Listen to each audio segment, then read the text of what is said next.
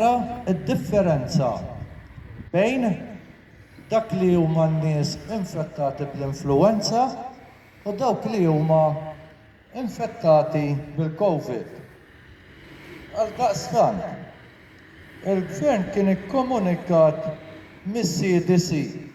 Is-CDC hija Center of Disease tal-Amerika li tieħu ħsieb il-liċenzja, it-testijiet u l-direttivi li l-gvernijiet joħorġu rigward is-saħħa.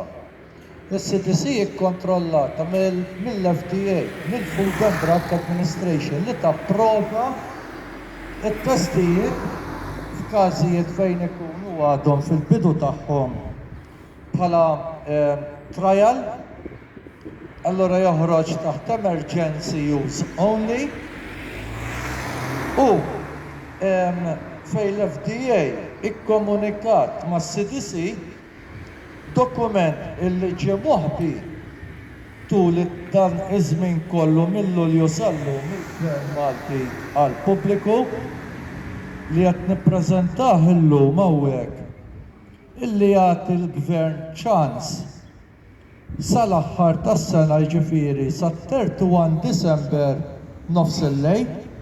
Jiġifieri biex inkun ċar, fil-1 January kull test tal-PCR illi se jkun fis-seħħ jew jiġi analizzat mill-Gvern ikun bla liċenzja. Il-Gvern ma jistax jagħmel testijiet tal-PCR iktar minn wara l-ewwel ta' Jannar.